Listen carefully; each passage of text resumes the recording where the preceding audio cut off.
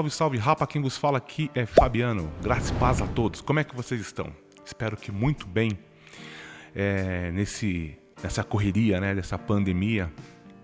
Mas hoje nós vamos falar sobre mais um tema muito importante: estratégia para vencer a solidão. Olha só, estratégia para vencer a solidão, estratégia para vencer aí o nosso ego nesse período de crise, tá certo? Então é o seguinte, já vai preparando aí a sua Bíblia, já abra ela em Romanos capítulo 12, do versículo 1 ao versículo 2, Malaquias capítulo 4, versículo de 4 a 6, e Efésios capítulo 4, do versículo 25 ao 32, tá certo? Nós vamos falar sobre a estratégia que Deus tem para as nossas vidas e de como podemos viver melhor, né? Como viver hoje tendo paz e levando paz a outros, tá certo? Então, enquanto você prepara a sua Bíblia e já prepara para abrir nos versículos mencionados, solta a vinheta e na sequência vamos à primeira leitura. Vamos lá.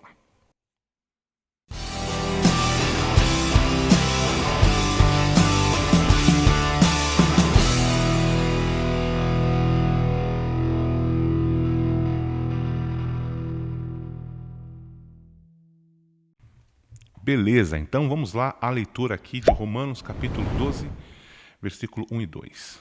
Portanto, irmãos, rogo-lhes pela misericórdia de Deus que se ofereçam em sacrifício vivo, santo e agradável a Deus. E este é o culto racional de vocês. Não se amoldem ao padrão deste mundo, mas transformem-se pela renovação da sua mente, para que sejam capazes de experimentar e comprovar a boa, agradável e perfeita vontade de Deus. Olha só que versículo top que nós vamos aqui dar início. Desculpa a tosse, a nossa meditação, ao nosso pequeno estudo aqui, né? Então, como nós vamos vencer a solidão? Qual a estratégia que Deus nos dá para vencer esse período? E aqui, nesses versículos, já tem a dica certa para isso, né? E essa dica que eu digo a vocês é algo que é muito importante. Não brinque com isso. Primeiramente, nós devemos oferecer ao Senhor um culto racional. O que é um culto racional? Você sabe que é uma linha de produção? Linha de produção é quando, por exemplo, um carro, quando ele é montado, né? Então, numa parte, alguém vai e coloca o chassi. Alguém monta o chassi em algum lugar, leva para a esteira e a esteira vai andando. Aí, na outra parte, o carro para, alguém coloca a roda, o carro vai andando. Na outra parte, alguém vai e coloca os bancos, o carro vai andando. O outro vem e coloca a fiação, o outro vem...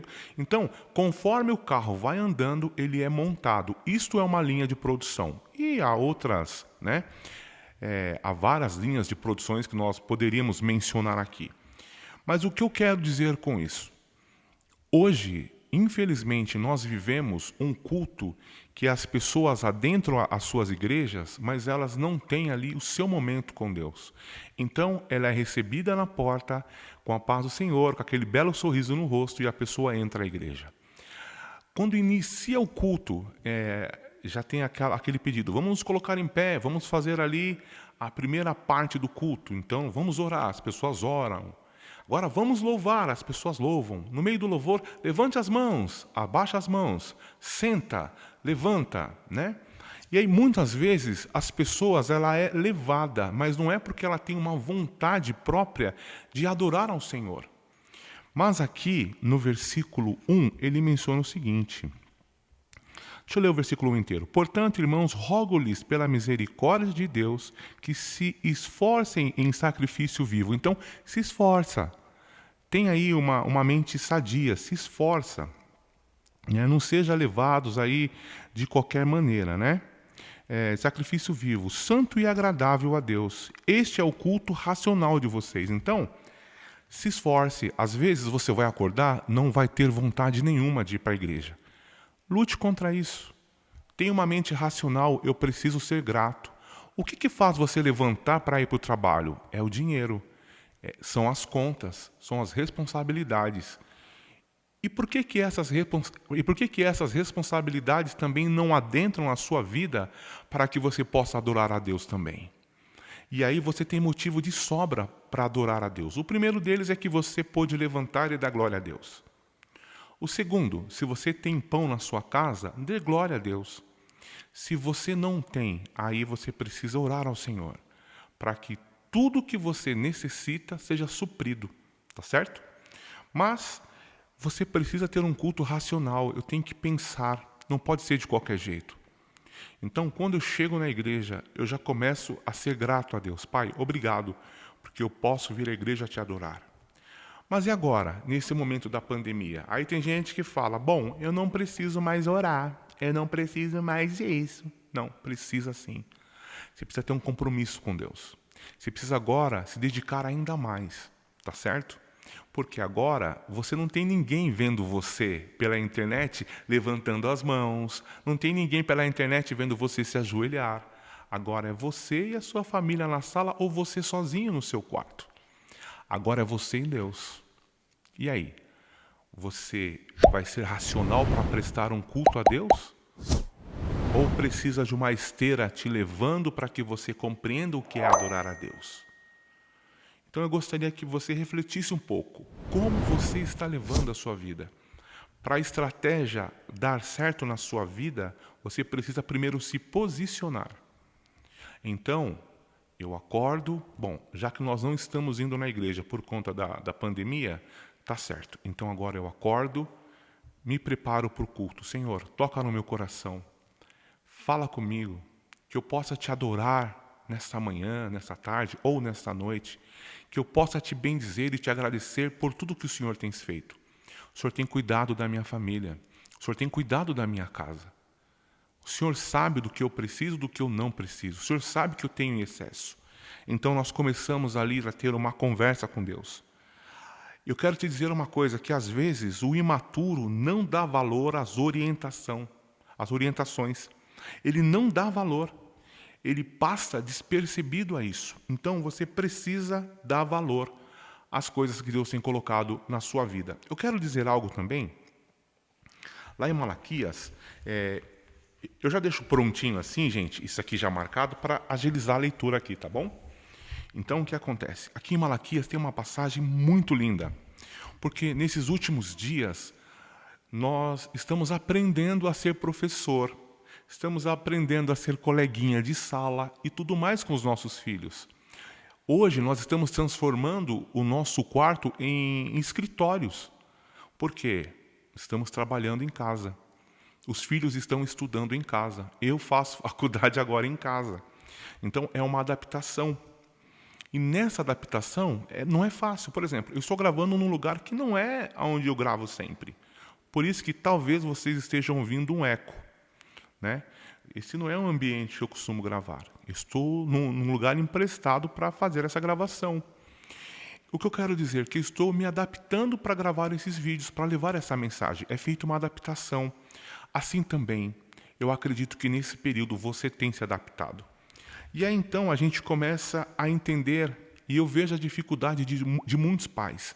Essa semana eu encontrei com um pai que disse assim para mim, olha, eu tenho dificuldade com meu filho, não estou conseguindo fazer ele estudar. Na escola ele vai bem e tudo mais, mas em casa não dá. E aí ele estava muito furioso. E eu quero dizer algo a vocês agora. Malaquias capítulo 4, versículo 4. Lembre-se da lei do meu servo Moisés, dos decretos e das ordenanças que lhe dei em Horebe para todo o povo de Israel. Vejam, eu enviarei vocês o profeta Elias antes do grande e temível dia do Senhor. E ele fará com que os corações dos pais se voltem para os seus filhos e os corações dos filhos para os seus pais. Do contrário, eu virei e castigarei a terra com maldições, com maldição. Então, presta atenção aqui, tá? Aqui está a jogada. Neste período, nós temos que nos adaptar, e você que é pai, tem que se converter, tem que conhecer o coração do seu filho, tem que saber o que o seu filho gosta. E você, filho, aprenda a compreender o seu pai. O seu pai não é quadrado. O seu pai, ele tem uma sabedoria porque ele viveu mais do que você. Mas, em alguns momentos, parece que o seu pai está a te afrontar. Então, eu gostaria que você tivesse tranquilidade nesse momento. Essa é uma estratégia também para você vencer a solidão, porque tem muitas pessoas que viviam na solidão e não sabiam, e estão descobrindo agora.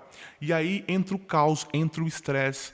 Então, eu quero dizer para vocês, vocês precisam compreender o que Deus tem para vocês. E uma coisa que eu gostaria também de frisar com vocês aqui, encontra-se em Efésios, no capítulo 4, no versículo 25. E aí nós leremos aqui uma coisa muito interessante. Sabe por quê?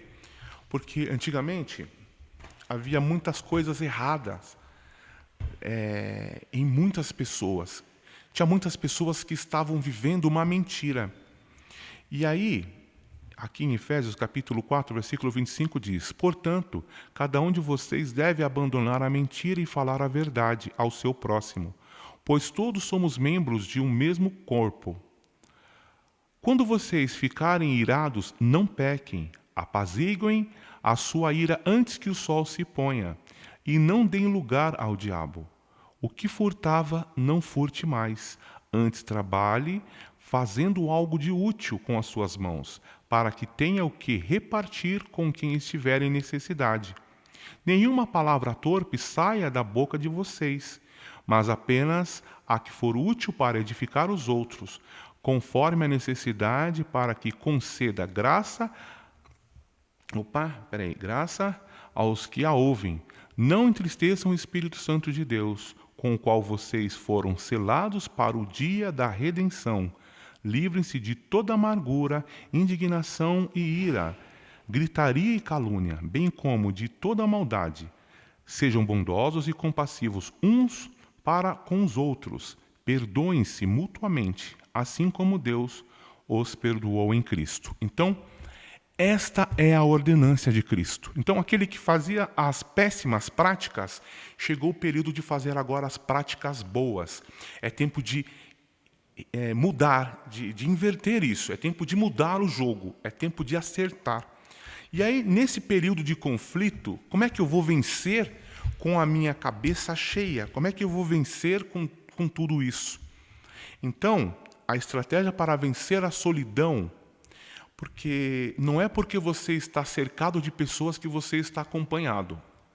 Eu conheço pessoas que vivem no meio de pessoas e se sentem sozinhas. Se você é uma dessas pessoas, vá lá embaixo na descrição e fala: eu às vezes me sinto assim. Eu quero dizer algo, isso é muito sério. E nesses dias, isso está acontecendo muito. Aumentou imensamente o número de violência nos lares. Sabe por quê? Porque as pessoas não compreendem, elas não conseguem se acertar. Então chegou o tempo da graça de Deus superabundar na sua vida para que você possa viver o novo, para que você possa viver as diferenças que somente o Senhor pode te dar. Nós lemos aqui alguns versículos, e aí nós vemos qual é a vontade boa, perfeita e agradável de Deus para a sua vida. Nós temos que ter uma vida plena com Deus. E para você viver essa vida boa, perfeita e agradável, você precisa também se movimentar. É tempo de você chamar a sua família e começar a orar. Se você morar sozinho, é tempo de você dobrar o seu joelho.